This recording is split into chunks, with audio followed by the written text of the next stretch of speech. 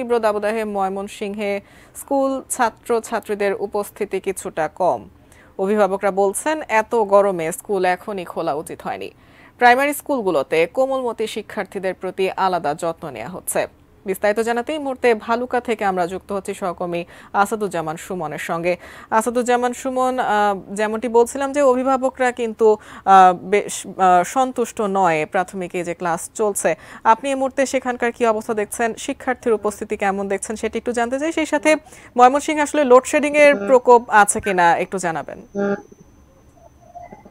জাকিয়া জাবের, আপনাকে ধন্যবাদ। আসলে যেই বেশ কিছুদিন পর কিন্তু স্কুল খোলা হয়েছে, শিক্ষার্থীদের মাঝে কিছুটা উচ্ছ্বাস দেখা যাচ্ছে, কিন্তু উপস্থিতি কিন্তু কম।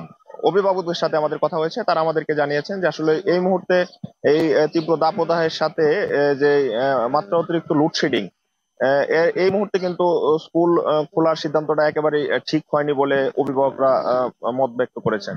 তো শিক্ষকদের সাথে আমাদের কথা হয়েছে, তারা আমাদেরকে জানিয়েছেন যে আসলে ওই শিক্ষার্থীদেরকে তারা এক্সট্রা যত্ন নিচ্ছেন, বিশেষ করে প্রাইমারি স্কুলে যে রয়েছে আমাদের এখানকার যে প্রাথমিক শিক্ষা অফিসার রয়েছে, তার সাথে আমাদের কথা হয়েছে। তিনি আমাদেরকে জানিয়েছেন যে প্রত্যেকটি স্কুলের যে প্রধান রয়েছে, শিক্ষকরা যারা রয়েছে, তাদেরকে কঠোর নির্দেশনা দেওয়া রয়েছে যে 1 ঘন্টা পর পর যেন ঘন্টা দিয়ে শিক্ষার্থীদেরকে পানি পান করানো হয়, এবং কোনো শিক্ষার্থীকে অস্বস্তি বোধ করছে কিনা, গরমে কারো সমস্যা হচ্ছে কিনা, সে বিষয়ে শিক্ষকদেরকে কিন্তু এক্সট্রা নজর রাখার জন্য নির্দেশনা দেওয়া হয়েছে। হাই স্কুলগুলোর তে আমরা দেখেছি, তাদের সেখানেও কিন্তু শিক্ষার্থীদের এক্সট্রা যত্ন নিচ্ছেন শিক্ষকরা।